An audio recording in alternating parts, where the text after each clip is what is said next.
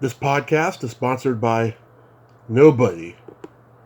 Hey dudes, this is Roseanne Sorrentino Pepper in the original version of Annie, and you're listening to Tommy Throwback Kovac on Splat from the Past. He has no filter, but his big heart makes up for it. Hey dudes, welcome to Splat from the Past, the only 80s themed horror and sci-fi show where things could get totally radical. Now today I will be welcoming Bonnie Deroski. She played Marnie in The Burning, which is celebrating its 40th anniversary. We were supposed to do this interview about 3 or 4 weeks ago, and she had to reschedule because she got busy. And I've been looking forward to it for a while. Last year, I found Shelley Bruce and I found Bonnie, and I thought, okay, who am I going to interview this year, and then who am I going to interview next year for the 40th? And so I decided to wait for the 40th to talk to Bonnie. Um, she was also in Marshall Brickman's Simon. She had a tiny part in Alan Alda's Sweet Liberty, and she did a couple of TV movie of the weeks. And now she's an agent. So we're going to talk about all of that stuff today, and it's going to be spectacular. Also, happy birthday to Brooke Thies, two-time guest of the show, and of course, you all know her as Debbie the Cockroach in Nightmare on Elm Street 4, the Dream Masters baby. Love you, Brooke. Happy birthday. And also happy birthday to Weird Al Yankovic, the king of rock parodies. So yeah, here is my interview with Bonnie Deroski.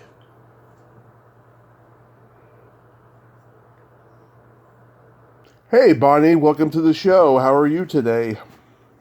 I'm great. Good to talk to you. I'm doing wonderfully. It's a beautiful fall day today. Well, it's raining. It's dark. This is the first time in a long time that I've had to put my light on in my room in 9 a.m. morning. Oh my goodness. No, it's gorgeous here in sunshine and cool, crisp weather. So Yeah. that's where you are, I guess.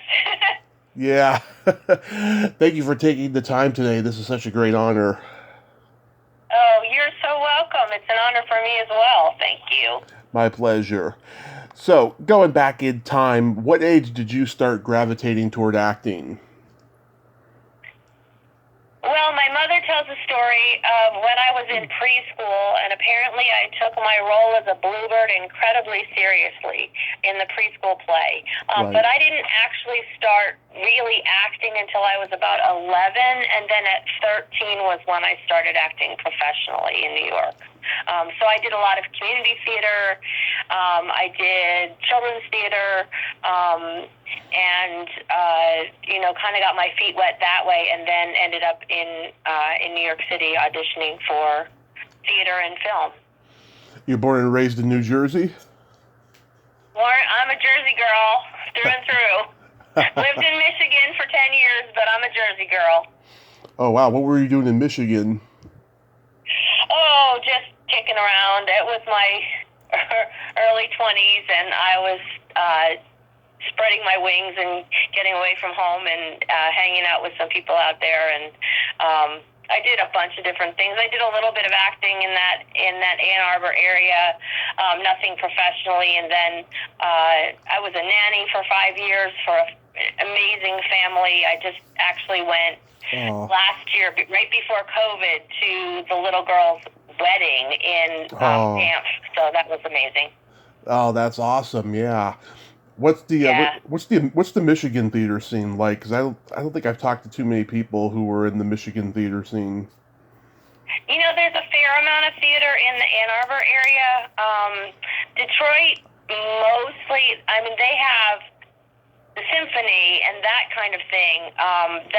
That level of arts, but in terms of theater originating in Detroit area, it's mostly tours that come through. I see. Yeah.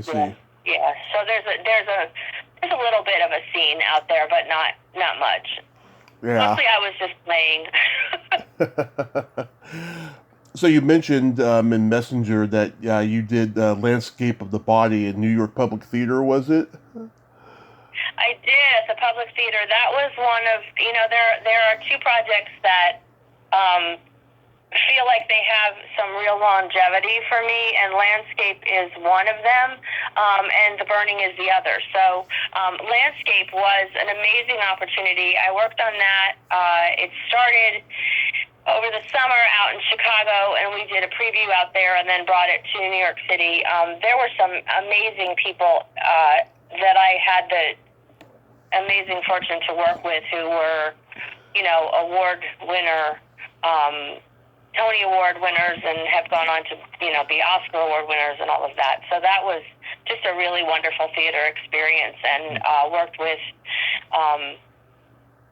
some kids my age in that show as well. There were 5 of us, 4 on stage, actually 6. 4 on stage and 2 understudies, and that was very cool because I did that as a teenager. So those were really formative years. And the director was John Pasquin, who went on to direct Roseanne and the Santa Claus movies, and quite a lot of other really quality projects. So it was quite an opportunity. F. Murray Abraham was in that. Shirley Knight was in that. Peg Murray was in that. J.O. Sanders, who everybody would recognize, was in that. So, there were just some really amazing people to work with at the time. And, being 16, it was an acting lesson as well. And then the other person, the kids that were in it were also amazing. I learned a lot from Alexa Kennan, about on-camera acting, which is funny because we were working on stage, but I picked up a lot from her, and we had some interesting parallels in our life. We are very different from each other. She's very dark, and she was kind of New York savvy, and I was, the suburban girl. And the other person that was in it that was really wonderful as well was Paul McCrane. That was the other teenager that really had a career following that. I actually did 2 plays. I had done a play before that off-Broadway with Paul, so I knew him from that as well. So Landscape was wonderful. The playwright was John Guare, who wrote 6 Degrees of Separation and House of Blue Leaves. So, that was I think my most artistic, venture, definitely most creative adventure. That is amazing. What was F. Murray Abraham like? Kind of like you would expect. He was very serious about his work, but a very kind man. He's brusque, but he's very kind. I have seen him several times since then, and he's just a sweet person, but he definitely has a hard outer shell. I didn't do scenes with him.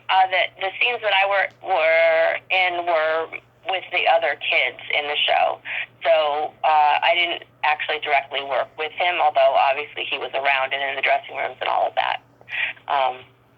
We actually did a Zoom reunion maybe 8 months ago, just before Peg Murray died. We had a reunion, and I call him F. Murray was on the call, and he was great. He was very gracious. But he's a serious actor, so he works very hard at his craft. Yeah, after, that great performance he won an Academy Award for in Amadeus, he kind of fell into, the Oscar curse, but who knows if it was the Oscar curse or just the fact that, a lot of, big people didn't want to work with him, Yeah, I haven't followed his career close enough to know one way or another what that was. I don't think he was difficult to work with at all, but like I said, I didn't work directly with him, so it's hard to know what the other actors experienced on that show. Yeah. So did you do Broadway theater with Shelley Bruce and Roseanne Sorrentino? So I never worked with either one of them. Other than the Burning with Shelley Bruce. Yeah. So my mother is a talent agent, Mm-hmm. and I have worked with her off and on over the years. So Roseanne was one of our clients, actually, and I actually coached her on some of her auditions very, very early on, not Annie or anything like that, but so I know her from that point of view. Great girl, and she's doing wonderful things now, and Mm-hmm. has a whole online comedy talk show thing that came out of COVID, really. Yep. Which is great. Called Brace Yourself. Yep, I watch Brace Yourself all the time. She's been on here twice. I just adore her. Her and I get along great because we're both comics, and so we both, Yes. laugh a lot and stuff. Yeah. Hysterically funny. Yes, she's a very, very funny girl. And Shelley, funnily enough, grew up going to the same beach in the summertime. I didn't know her from then, but my godmother went to Bradley Beach, and Shelley used to summer in Bradley Beach, so there's some crossover before we met each other on that. And strangely enough, although it may not be very interesting to anyone but me, I was second in line for the Broadway production of Annie, Mm-hmm. play Pepper, and lost out to Robin Finn. So I knew all those other kids from auditioning.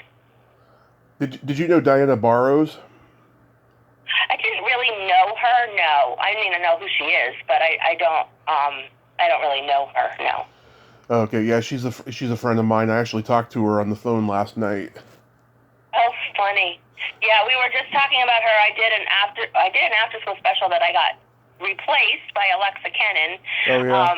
who was in landscape with me, called Movie Star's Daughter, and Laura Dean posted a picture from that, and I was just thinking about Diana because she had a small part in that as well.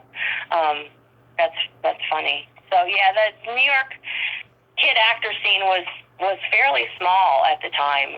It feels like. I mean, now it's become very bi-coastal, but back in the day, it was a very limited number of kids who were really doing the acting part of things and not just commercials and print work and that type of stuff. That's so amazing. It was such a smaller world back then. There was no internet. Everybody knew each other. It's just like that's Yep. pretty much gone now, and everyone has the advantage of knowing each other, but it's become the world has become so tribal. Yes, it's definitely a different world, and the whole auditioning process is completely different from the way it was when I was a kid. I mean, you had cold readings where you had the paper in hand, and sometimes they just handed it to you right before you walked in the room, and that's a skill that pretty much nobody needs anymore. Mostly, actors get their audition material ahead of time. So, yeah, but it was exciting. It was an exciting time, and Mm-hmm. I loved my experience, working in theater and on film, and the little bit of TV that I did. Yeah. Mm-hmm. The first movie credit on your IMDb is Marshall Brickman's Simon. Yes, and that's interesting because Simon. So that was the first time I was on location, and I actually stayed overnight. It was that's an interesting story. So I started out as an extra on that movie. Mm-hmm. Strangely, the same costume designer, Santa Loquesto, who did Landscape of the Body, and is quite well known now in the theater world, was the costume designer for that. There was a little girl in the movie who got sent home, and so they were looking for somebody to do her lines, and so I got upgraded and got a role in that. Working with Adolph Green, I mean, even just being around him, and Alan Arkin, that was wonderful. And Marshall Brickman went on to try to hire me for, oh my goodness, I can't remember the name of the movie. Cynthia Nixon did it.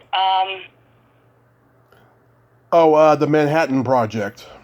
Manhattan Project, yes, and I was for a small part in that, and I was unavailable for the scope of the dates, but he did remember me from doing Simon, which was pretty amazing. Yeah. That was a funny shoot to be on. Alan had some trouble remembering his. No, was it Alan or Adolf? One of the two of them, I think it was Alan, had trouble remembering their lines, and so they ran out and got a TV guide and put the lines in the TV guide, because the whole premise was that these kids were part of a cult where they watched television all the time. Yeah. And so they put his lines in the TV guide. So if you watch it, that's why there's a TV guide in his hand. I mean, they used it like it was maybe the Bible or something, but it was funny. He had some trouble. He liked to improvise. Yeah. Which is good. I mean, that's a great skill to have. Well, he comes from Second City, one of the early, Second City guys, Alan Arkin. Yeah.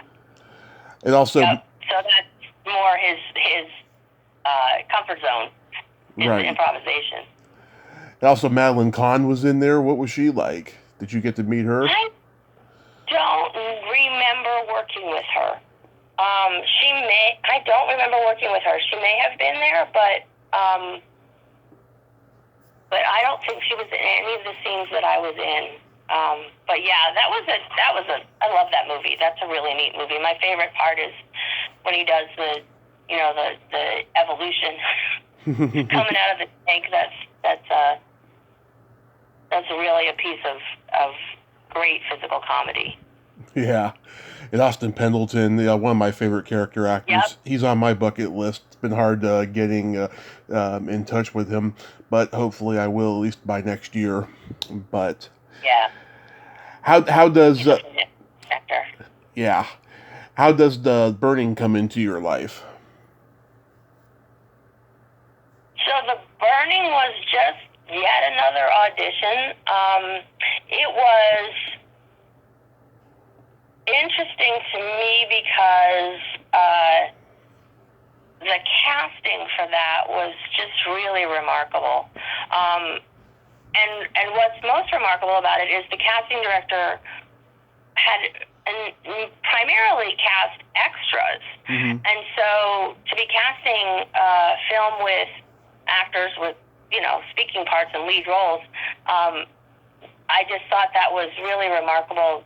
The level of talent that was undiscovered at the time that was put in that movie was amazing. But it was just a regular audition like anything else. I still have my sides from the audition, which is pretty funny. And, it was a British director, so I think he had some fresh eyes. And some people that, did a lot of work at the time weren't hired for that movie. It was a low-budget movie. Maybe not everybody wanted to do it. Yeah. It was extremely low budget. So I didn't have a whole lot of on-camera experience, and it was a really great opportunity. I had a fabulous time. Again, that was a time being away. I'm trying to think how old I was, maybe 19. And so being away on set and away from home and fending for myself was a great adventure, as well as, the experience of working on the project. Yeah, were you a horror fan? Not so much, no. Although I found it really interesting, the work that Tom Savini did on the project. I was not a horror fan.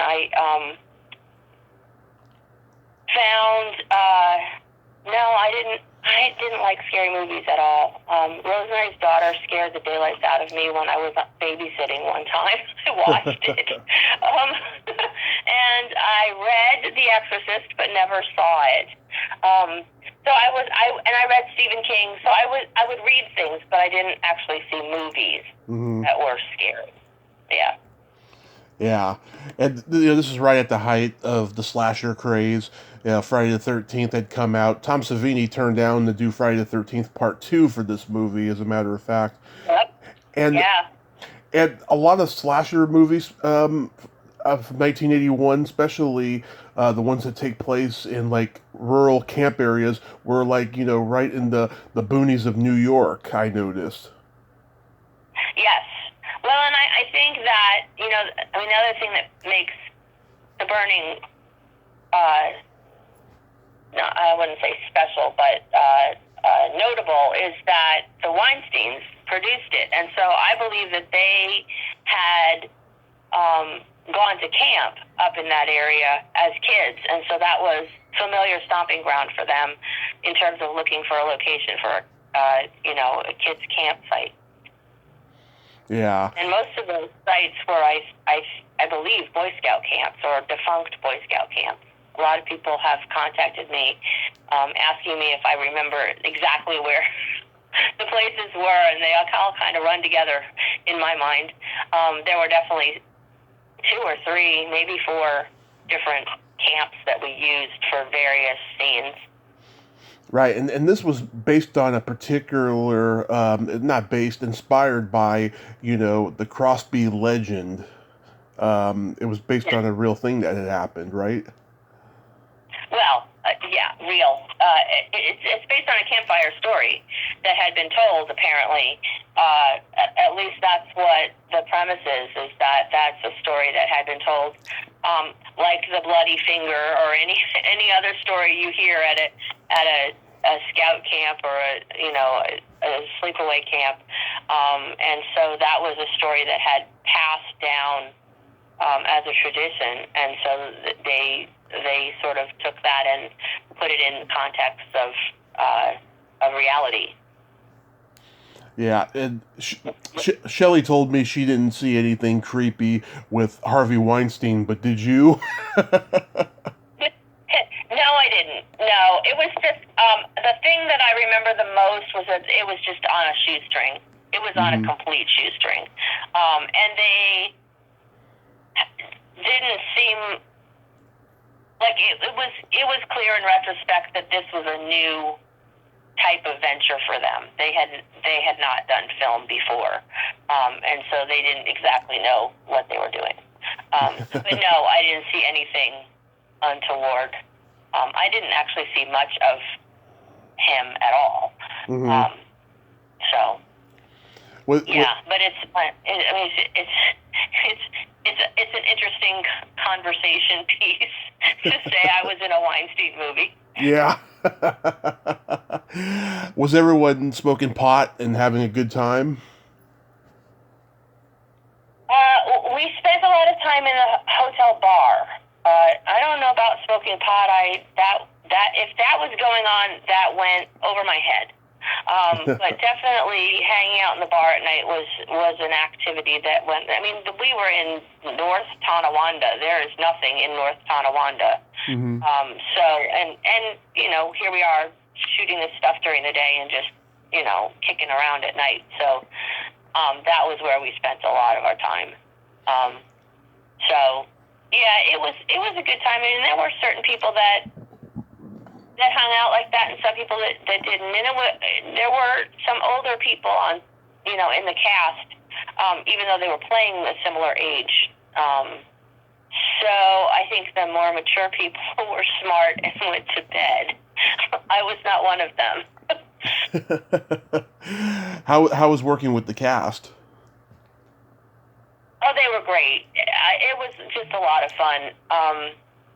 We were just kicking around. It's interesting because, in meeting them later, people have developed who they are a lot more than when they were 20 or whatever. So it felt like a very homogenous group at the time. And, we kidded around, and Jason Alexander is hysterically funny. So, that, and Ned Eisenberg also. They're both, really funny guys, and Larry is pretty funny too. So there were a lot of laughs on the set. and it was kind of everybody pulling together to make it happen. It was because it was so shoestring. Brian Backer was so good playing the oddball that everyone thinks is the killer, and of course, everyone knows him from Fast Times at Ridgemont High. He's a pretty good actor. He's a very good actor. He's a wonderful actor, and he won the Tony for Floating Light Bulb playing the Woody Allen play on Broadway. And he would not watch the dailies. He didn't like to watch himself on camera, but he was wonderful. He pretty much kept to himself. He was older than everyone else also. And I think he, appropriately so, took it seriously. Where, I was there having a good time. So. Yeah, I remember Jason Alexander said in an interview once, him and Holly Hunter were living together at the time of making the movie, and he said, in case anyone out there is interested, no, she wouldn't fuck me. They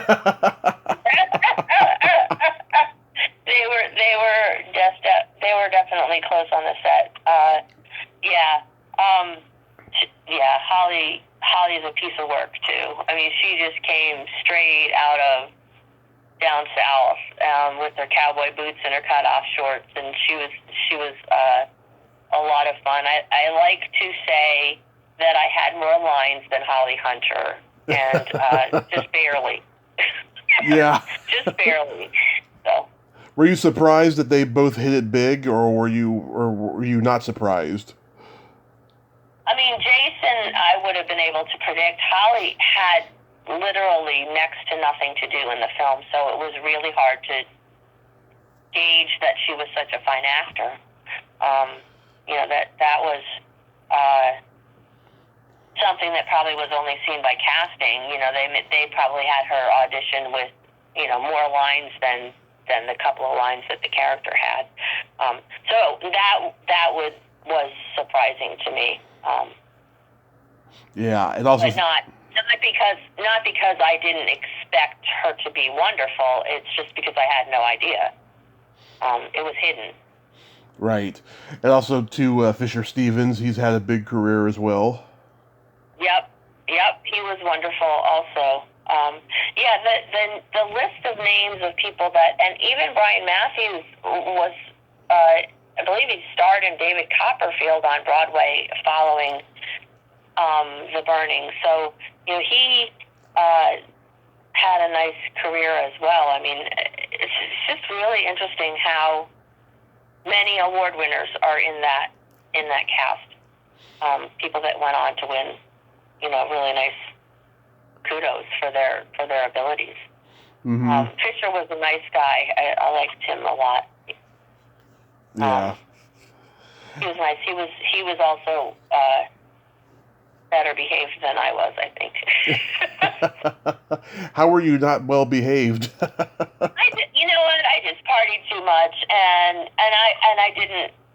In retrospect, I could have taken it more seriously than I did.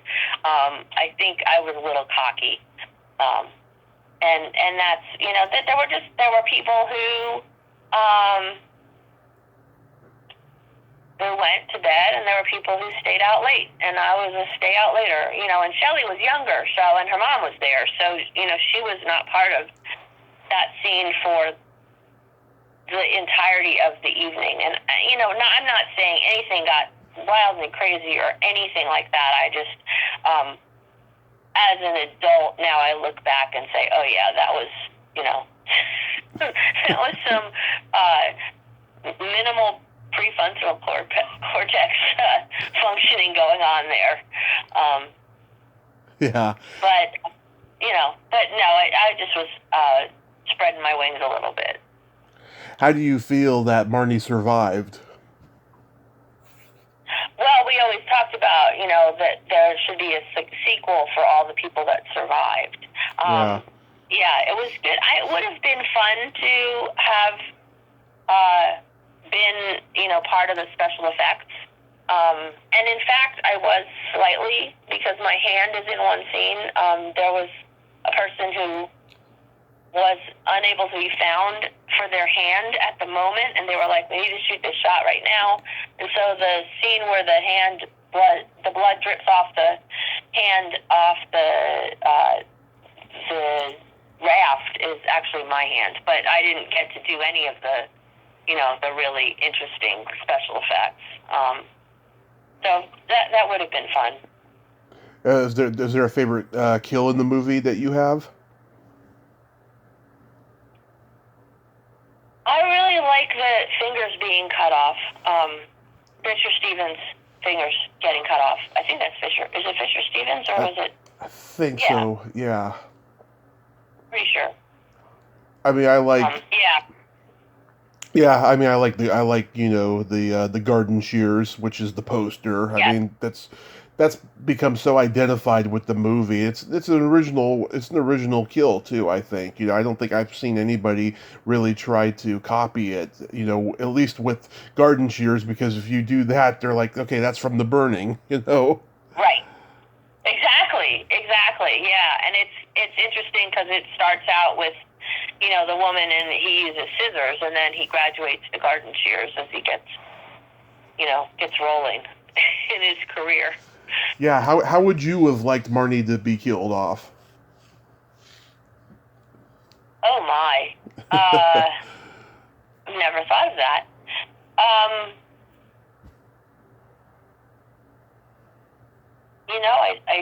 I don't know. There was a scene that I ended up not in. It would have been interesting to maybe have something happen in that scene where we're looking for the boats, and I forget, it might have been Shelley Bruce played the part, that the lines that were supposed to be mine, but I'd already gone back. Maybe to have something happen there, because it was such an innocuous scene that you wouldn't have been expecting something to happen. So, and I don't know how, boy, I don't know. There was pretty much everything you could ask for in terms of death in that movie. I couldn't come up with another way to be killed off.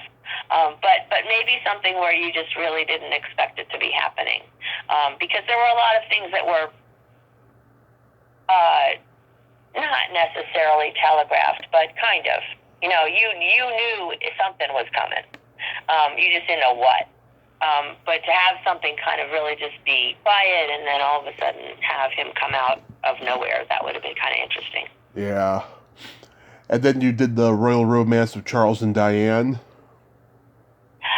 Charles and Diana, that was really neat. Yeah, Catherine Oxenberg played Diana. My favorite part about that was the wardrobe.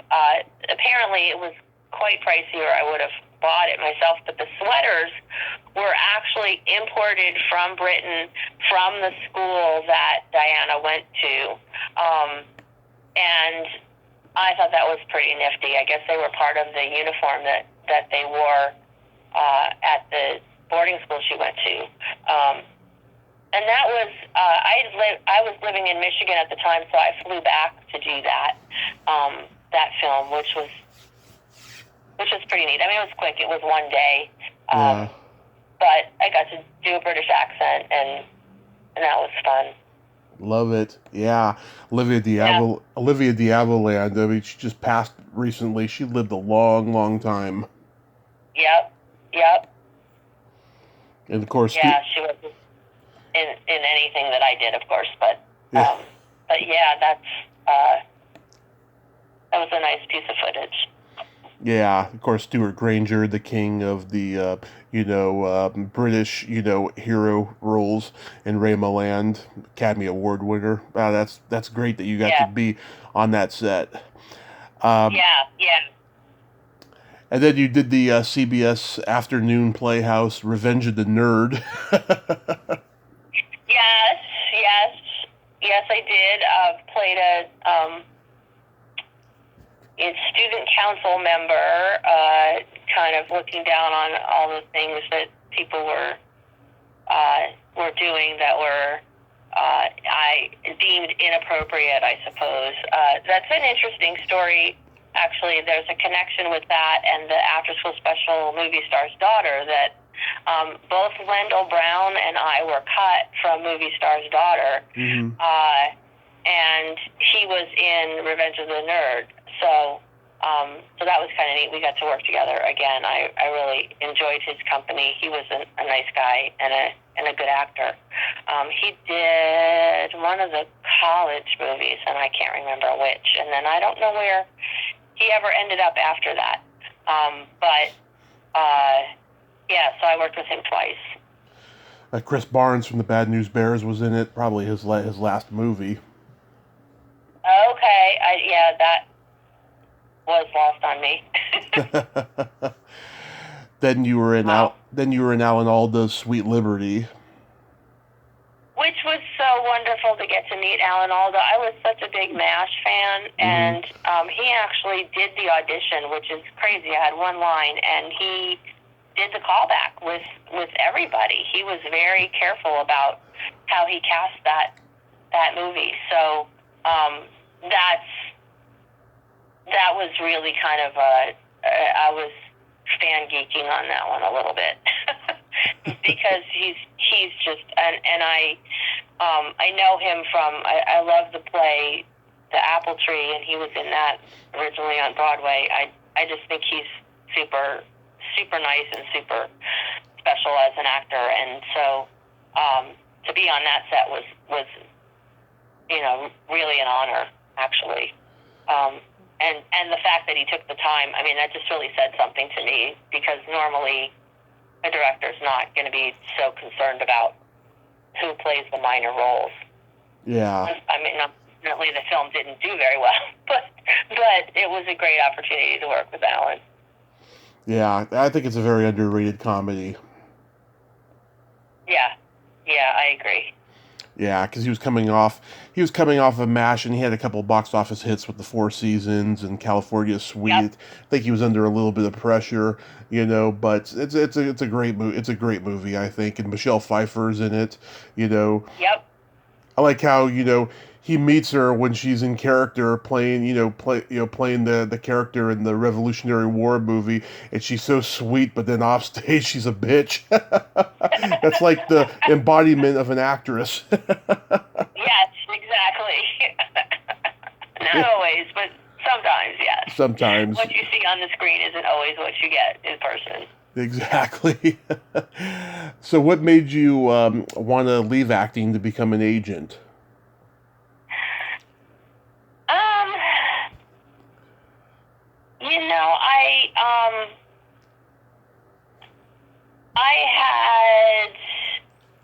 It was hard work, and I had a lot of success in terms of smaller parts, but I was having a challenge getting past that to the bigger, more meaty roles. I took off for Michigan and kind of left the business sort of behind, and so I saw that there were other things that I could do with my life. I had other abilities as well as my acting ability, and so that was kind of the departure from acting, was a little bit of kind of feeling a bit of a ceiling over what I was able to do based on my type and not necessarily my talent. So that was I think something that played into it. And then I was in Michigan, and my mother's partner passed away, and so then I had offered to come back and help out with the agenting, and so I did that. I moved back from Michigan and lived in Jersey City for a little while, and then commuted from further in New Jersey, and still do that now. It's a vibrant talent agency for young people and young adults, and I really enjoy working with my mom, and I really enjoy allowing and creating the opportunities for other kids to be able to do what they want to do. It's a lot of fun as a kid. When it becomes what you have to live off of, it changes, and that's more of a challenge. So, but I also discovered other things that that I'm capable of. I ran an acting school in Michigan. for kids. I work in the church with kids also. So, I have organizational skills that, it just don't come into play when you're acting. Right. But, I loved it. I loved every bit of it. I did quite a bit of voiceover, and I really enjoyed that. I would go back to that in a heartbeat, because it's so easy. Easy, she says. It's the script's in front of you. It's less than an hour's worth of work, and you get to do real acting when you're doing voiceover. So yeah, I didn't do any animation or anything like that, but I did a fair amount of advertising. Yeah, I've met too many evil agents doing this podcast, so I try to avoid them at all costs. Oh my God! My goodness! They're just the worst. I'll tell you. We're not like that at Carson Adler. We are family friendly, supportive.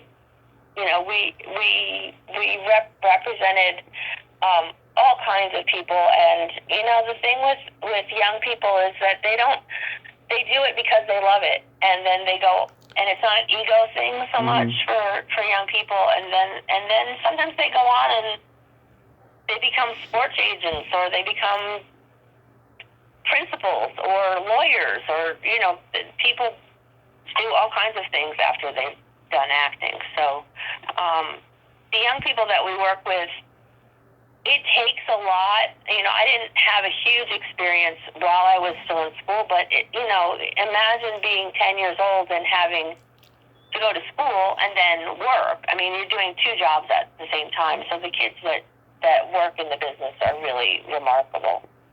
They have a lot of stick-to-itiveness. They have a lot of resilience, and they have a lot of focus just to get everything done that they need to get done, to be able to do the thing they love. Right. Have you done any burning reunions at conventions or screenings or any of that?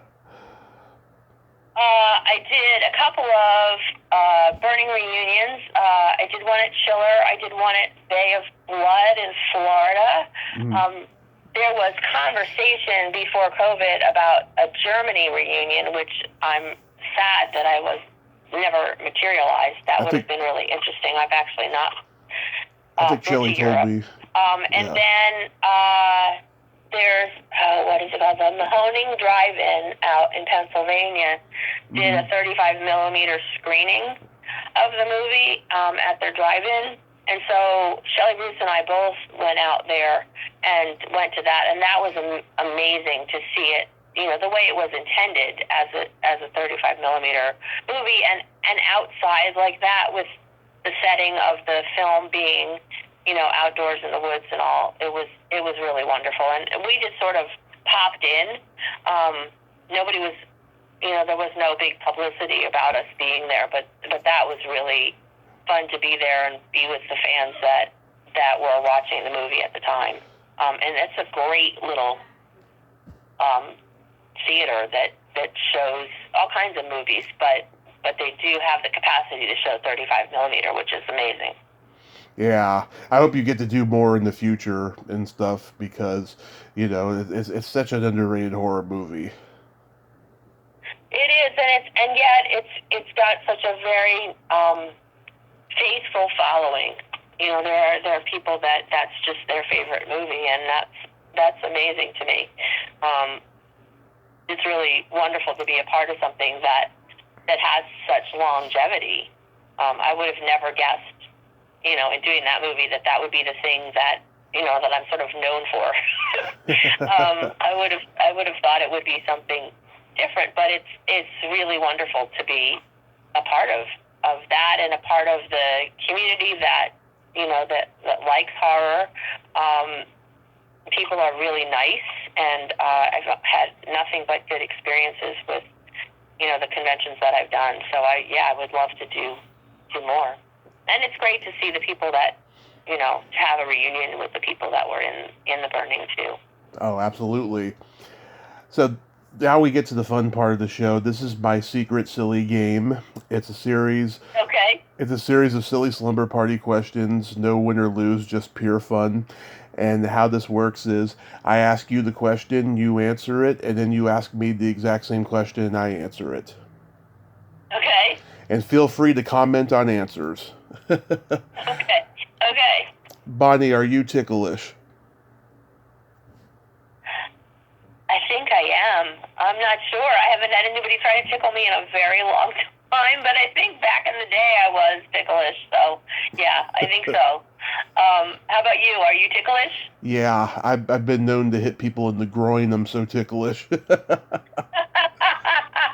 my goodness. Yeah, I don't think I'm quite that hypersensitive. That's funny. What's your favorite part of the body? It could be anything. My favorite part of the body? Wow.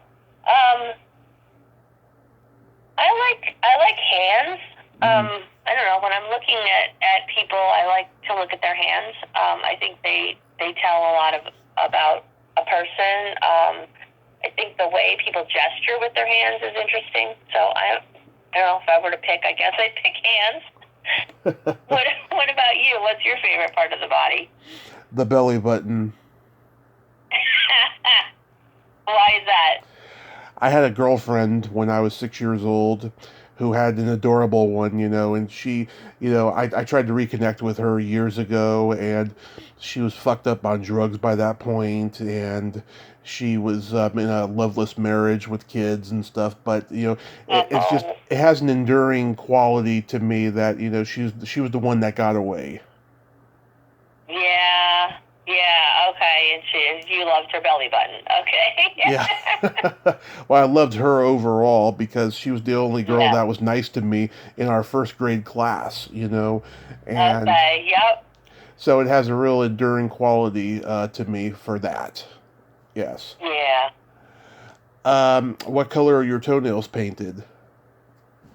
Oh, they are not painted at all. I don't like nail polish. My toenails are, they're all right. Funny story, if I may digress. Go ahead. The first job I ever got in the industry was my foot. Was on the cover of a box of a battery-operated nail file. Huh. And the woman, there was a woman who was the hand holding my foot. Mm-hmm. And that was, they did all the gel nails on my foot. So that was the fanciest my foot was ever. Decorated. How about you? Do you have on nail polish on your toes? Not anymore. I had lavender for a couple of weeks. I took it off recently. Okay. Yeah. Any particular reason for lavender?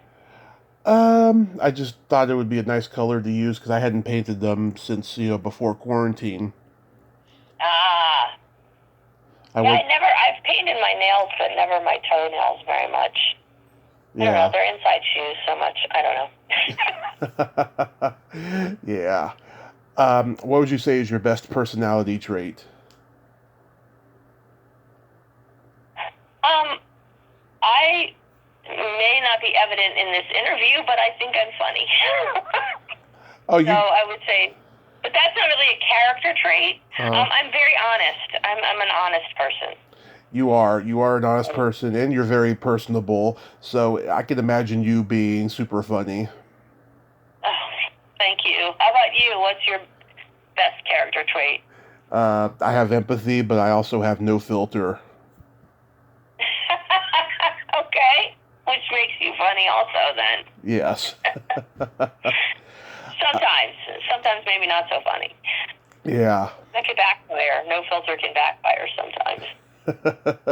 Well, I want to. This next question, if it's too personal, I understand. I asked it to Shelley, and she had no problem answering it. What's your favorite place to have a quickie in? Well, that would have been a long time ago.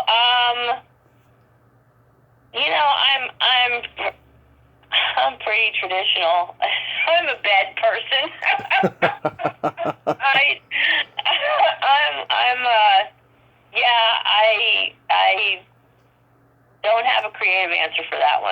How Okay. about you? Where do you like to have a cookie?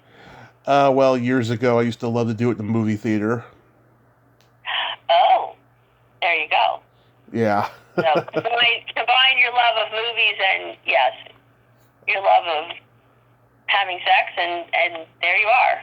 Yep. Your favorite place. Yes. Very cool. And then Very cool. yeah. And then my favorite question, is there a stinky smell that just makes you gag? Broccoli. Oh, my gosh. Really? Yes, or asparagus.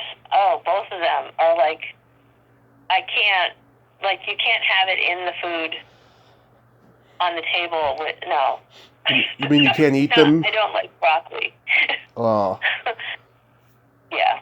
I love it. Raw broccoli is fine, but cooked broccoli is just like, oh, gross. How about you? What's a gross smell to you? Either farts or feet. Okay. Okay. I know. Yes, they're both stinky. Yeah, anybody who, I don't have kids, but anybody who has kids can relate. Yes. Yes, definitely. Yeah, they have pretty stinky both farts and feet. I have jokes for you. Okay. You know the difference between a golf ball and a G-spot? No. A man rather spend 20 minutes looking for a golf ball. Oh.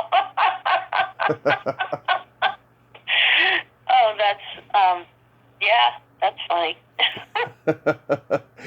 What do you call a boy that doesn't masturbate?